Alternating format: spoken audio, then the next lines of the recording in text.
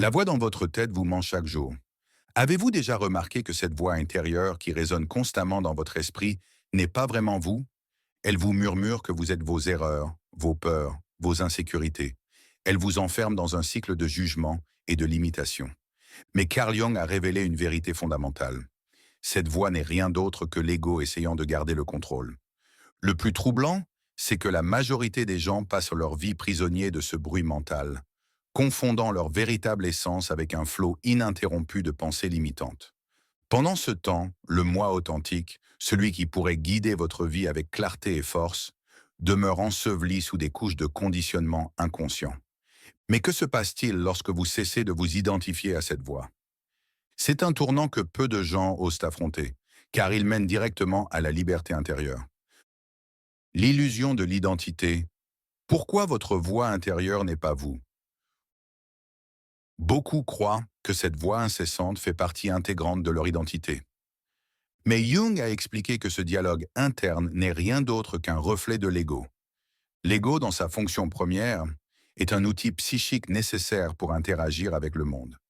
Mais lorsqu'il devient la seule référence d'identité, il réduit la perception de la réalité et emprisonne l'individu dans une vision limitée de lui-même.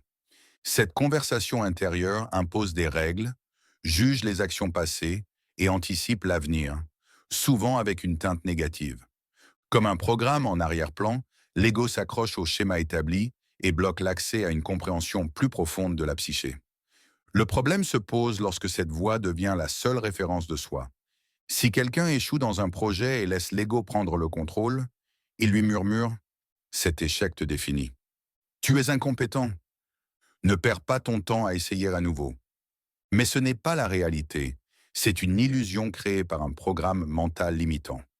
Jung nous enseigne que l'esprit humain est bien plus vaste que cette simple narration. Et ceux qui se laissent piéger par cette voie deviennent esclaves de leurs propres limitations. L'ego et ses pièges. Comment il distord la réalité? L'ego est un maître de l'illusion. Il façonne une version de la réalité qui renforce vos croyances limitantes, distord vos expériences et vous enferme dans un schéma prévisible. Il vous pousse à croire que vous êtes vos peurs, vos échecs, vos insécurités. Mais la vérité, c'est que vous êtes bien plus que ce récit intérieur. Alors que l'ego insiste pour construire un scénario linéaire, contrôlé et prévisible, la psychologie analytique de Jung révèle un spectre beaucoup plus vaste et profond de la psyché. Ceux qui s'identifient entièrement à leur voix intérieure deviennent prisonniers de leurs propres limitations. Ils ne voient plus la réalité telle qu'elle est, mais à travers le prisme déformant de leur dialogue interne. Sortir du piège, observer ses pensées sans s'y attacher. Pour briser ce cycle, il est nécessaire d'apprendre à observer cette voix sans s'y identifier. Un exercice simple mais puissant. Écrire vos pensées comme si elles appartenaient à quelqu'un d'autre. En les analysant d'un point de vue extérieur, vous commencez à créer une séparation entre votre conscience et le flux incessant de votre ego. C'est à ce moment-là que vous ouvrez la porte à un processus fondamental, l'individuation. Mais ce n'est que le début. Derrière cette voix obsédante de l'ego se cache quelque chose de bien plus vaste et authentique, le soi. Le soi, au-delà de l'illusion de l'ego. Carl Jung a identifié une dimension plus profonde de la psyché qui dépasse les pensées répétitives et les croyances limitantes de l'ego, le soi. Le soi représente la totalité de votre être, la partie de vous qui existe indépendamment des jugements, des étiquettes et des illusions de votre esprit conscient. Pendant que l'ego catalogue les expériences, classe les événements en bons ou mauvais et s'attache aux échecs ou aux succès, le soi demeure un noyau silencieux, profond et connecté à l'inconscient collectif. Il ne se définit ni par les erreurs passées, ni par les réussites éphémères, car il transcende les étiquettes que votre mental vous impose. Mais alors, comment accéder à cette partie authentique de vous-même? S'éloigner du bruit mental pour retrouver son essence. L'accès au soi nécessite de se détacher du brouhaha incessant de l'ego. Imaginez un acteur qui passe toute sa vie à croire qu'il est son personnage. S'il ne quitte jamais la scène, il ne découvrira jamais qui il est réellement. C'est exactement ce qui se passe lorsque l'on se confond avec son ego. Nous finissons piégés dans un rôle, croyant que nous sommes nos insécurités, nos désirs immédiats et nos peurs conditionnées. Mais Jung nous invite à aller au-delà de ce théâtre mental et à reconnaître qu'il existe une partie de nous qui n'a pas besoin d'approbation extérieure pour exister. La question est, comment entrer en contact avec ce noyau véritable? L'introspection, une porte vers le soi. L'un des moyens les plus efficaces pour se reconnecter à son essence profonde est la pratique de l'introspection. Cela peut prendre plusieurs formes. L'écriture introspective qui permet de révéler les pensées cachées, l'analyse des rêves qui contient des messages de l'inconscient collectif, l'observation des schémas récurrents dans sa propre vie qui trahit souvent les conflits internes non résolus. Le soi se manifeste lorsque le silence intérieur devient suffisamment profond pour l'entendre. Mais pour y parvenir, il faut d'abord faire face à ce que nous avons refoulé. Et c'est précisément là qu'intervient l'un des concepts les plus puissants de Jung, l'ombre. L'ombre, ce que vous refusez d'admettre sur vous-même. La plupart des gens ignorent qu'ils transportent dans eux une part cachée, un bagage psychique invisible qui façonne leur comportement sans qu'ils s'en rendent compte. Carl Jung a appelé cette dimension l'ombre. L'ombre regroupe tous les aspects de la personnalité que l'ego refuse de reconnaître. Elle contient nos pulsions réprimées, nos désirs inavoués, nos faiblesses refoulées, bref, tout ce que nous préférons cacher, par peur d'être jugés. Mais le problème, c'est que ce que nous refoulons ne disparaît pas. Au contraire, cela se projette sur le monde extérieur, faussant notre perception des autres et créant des conflits inutiles. Quand votre ombre se reflète dans les autres. Avez-vous déjà ressenti une irritation intense face à une personne? Ce qui vous agace chez les autres pourrait être un reflet de ce que vous refusez d'accepter en vous-même. Une personne qui critique sans cesse l'arrogance des autres pourrait en réalité refouler son propre besoin de reconnaissance. Quelqu'un qui ressent de la jalousie constante pourrait en réalité nier ses propres ambitions ou ses talents inexploités. Plutôt que d'affronter ces vérités inconfortables, l'ego préfère les projeter sur le monde extérieur. Et c'est ainsi que nous créons des tensions inutiles. Nous combattons à l'extérieur ce que nous devrions affronter à l'intérieur. Intégrer l'ombre, un pas vers la liberté intérieure. Jung explique que comprendre son ombre ne signifie pas s'y abandonner, mais apprendre à l'intégrer consciemment. Un exercice puissant pour cela consiste à observer les situations qui provoquent en nous des émotions intenses. À chaque fois que vous ressentez de l'irritation, de la frustration ou de la jalousie, posez-vous cette question. Qu'est-ce que cela révèle sur moi? Un autre moyen efficace est l'écriture automatique, sans filtre ni censure, pour laisser s'exprimer cette part cachée. Accepter son ombre est une étape clé du processus d'individuation, car c'est seulement lorsque nous illuminons ce que nous avons refoulé que nous pouvons découvrir notre véritable identité. Mais pour cela, il faut être prêt à affronter ses propres illusions. Et c'est précisément ce qui rend l'individuation si difficile, mais aussi si essentielle. L'individuation, le chemin vers votre véritable identité.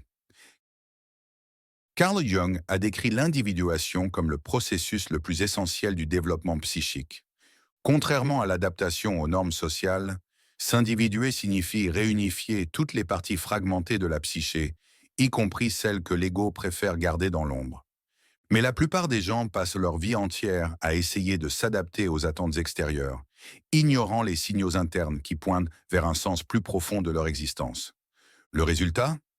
Une vie marquée par un vide silencieux, des décisions prises par peur, un besoin constant de validation extérieure. Sortir du conditionnement. Pourquoi la plupart des gens n'y arrivent pas? Le chemin de l'individuation n'est pas confortable. Il exige du courage, de l'introspection et une remise en question radicale de tout ce que nous avons cru être vrai. Cela signifie faire face à ses insécurités au lieu de les masquer. Reconnaître les moments où l'ego nous manipule pour protéger son illusion de contrôle. Accepter que nous avons des facettes que nous avons toujours refusé de voir. Quelqu'un qui se perçoit comme une personne toujours pacifique pourrait découvrir en lui des tendances agressives refoulées. Une personne qui se croit totalement indépendante pourrait réaliser qu'elle cherche en réalité une approbation constante des autres. Ces confrontations sont inconfortables, mais nécessaires. C'est seulement en acceptant ces polarités internes que la psyché retrouve son équilibre. Observer ses pensées, une clé pour l'individuation. Une façon concrète de commencer ce processus est de pratiquer l'auto-observation critique. Au lieu de simplement réagir émotionnellement aux événements, posez-vous la question. Cette réponse vient-elle de mon ego ou d'un espace plus profond en moi? Jung considérait l'analyse des rêves comme un portail direct vers l'inconscient collectif. Le chemin de l'individuation ne se fait pas en un jour. C'est un processus constant. Mais chaque pas dans cette direction dissout un peu plus les illusions créées par l'ego. Et lorsque cela se produit, même le bruit mental commence à prendre un tout autre sens. Le bruit mental, ennemi ou messager. La plupart des gens perçoivent le bavardage mental comme un ennemi, un bruit incessant qui épuise, distrait et alimente l'anxiété. Mais Jung nous enseigne que ce dialogue intérieur ne doit pas être combattu à tout prix. Au contraire, il doit être écouté de manière stratégique. Ces pensées récurrentes n'apparaissent pas par hasard. Elles sont souvent des indices sur des blessures non résolues, des tensions intérieures qui demandent à être comprises. Par exemple, si quelqu'un est hanté par un échec du passé, cela peut révéler un besoin de réconciliation intérieure, et non une simple culpabilité. Si une personne se critique constamment, cela peut être le signe que son ego lui impose des standards inatteignables. La pire erreur, se battre contre ses pensées. Ce que la plupart des gens font, c'est lutter contre ces pensées. Ils essaient de les supprimer, de les ignorer, de les fuir. Mais cette stratégie ne fait que renforcer leur emprise. Un échec vécu il y a plusieurs années peut devenir un fardeau insupportable, simplement parce que l'ego refuse de l'intégrer comme une expérience d'apprentissage. Jung suggérait une méthode plus efficace, écrire ses pensées et se poser la question: que cherche-t-elle à m'apprendre? Si un même doute revient sans cesse, ce n'est pas parce que vous êtes faible, c'est parce qu'il y a un aspect de votre psyché qui demande à être exploré et compris. Transformer le bruit mental en outil d'évolution. Jung enseignait que l'individuation passe par un dialogue interne conscient. Ce qui semble être un tourment mental peut en réalité devenir une carte vers un développement personnel plus profond. Si votre esprit insiste pour vous rappeler un échec, peut-être est-il temps d'en tirer une leçon, plutôt que de simplement essayer de l'oublier. Si vous ressentez une autocréation constante, demandez-vous si votre ego vous impose des attentes irréalistes. Ne plus voir le bruit mental comme un ennemi, mais comme un messager, change entièrement la dynamique intérieure. Mais pour cela, il faut développer un détachement stratégique vis-à-vis de l'ego. Et c'est là que se trouve l'un des plus grands défis du développement humain. L'identification à l'ego, la racine de la souffrance humaine. Pourquoi souffrons-nous? Carl Jung expliquait que l'une des plus grandes sources de souffrance vient de l'identification aveugle à l'ego. L'ego n'est qu'une partie de la psyché et non sa totalité. Mais beaucoup de gens se laissent enfermer dans cette identité limitée, croyant qu'ils sont leurs pensées, leurs émotions passagères et leurs peurs conditionnées. Cela crée l'illusion d'un contrôle, mais en réalité, cela renforce les barrières internes qui empêchent un contact plus profond avec son essence. Plus vous vous accrochez à l'ego, plus vous devenez esclave de ces illusions. Prendre du recul, observer ses pensées sans les subir. Une méthode efficace pour sortir de ce piège est d'apprendre à observer ses pensées comme si elles appartenaient à quelqu'un d'autre. Imaginez que votre esprit est une radio diffusant en continu. Vous avez deux choix.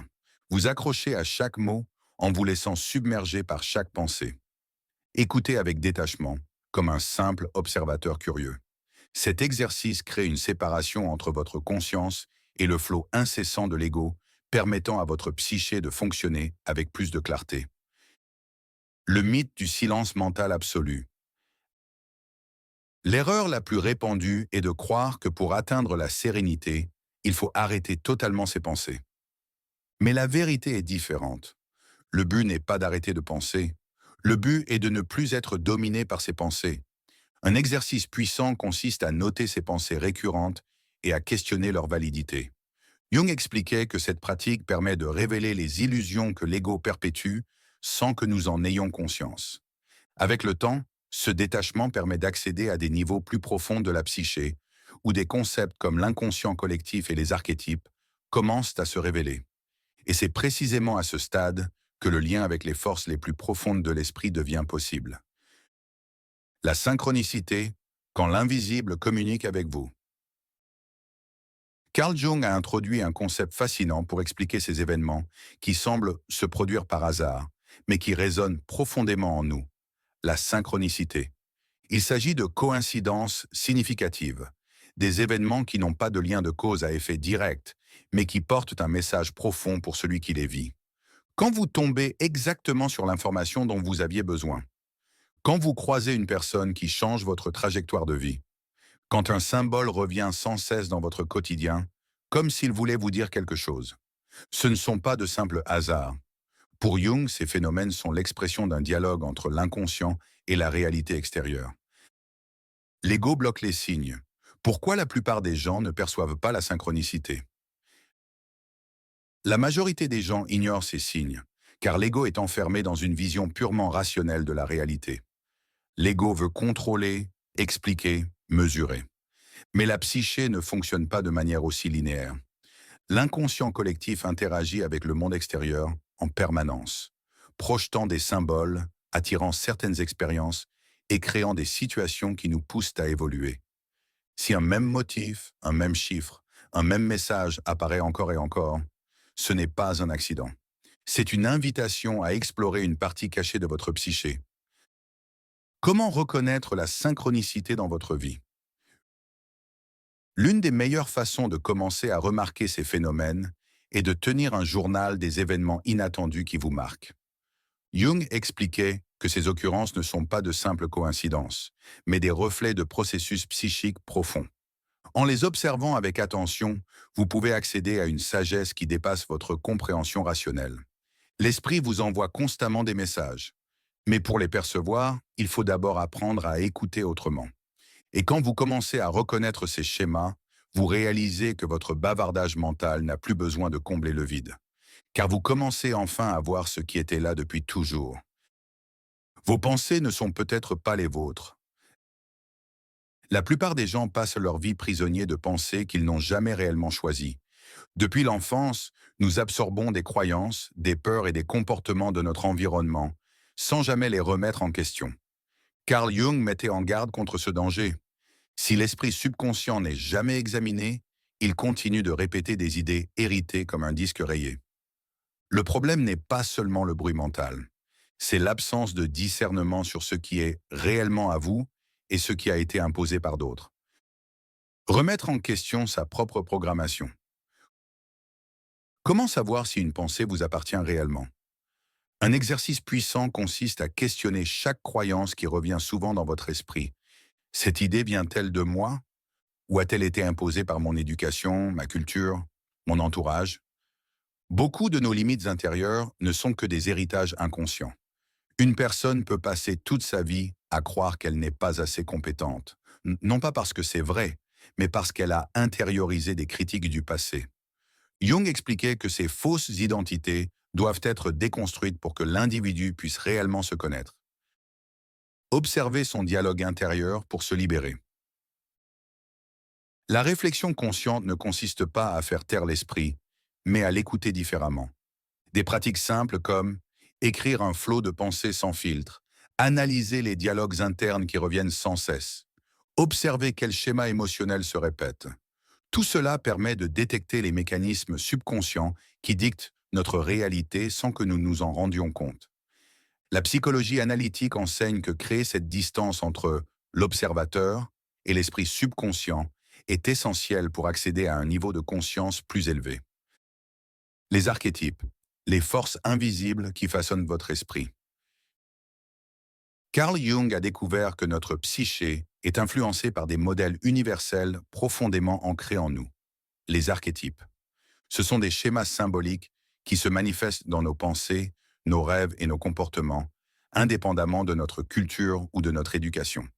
Ils sont présents dans les mythes, les contes, les religions et même dans nos vies quotidiennes, influençant notre façon de percevoir le monde.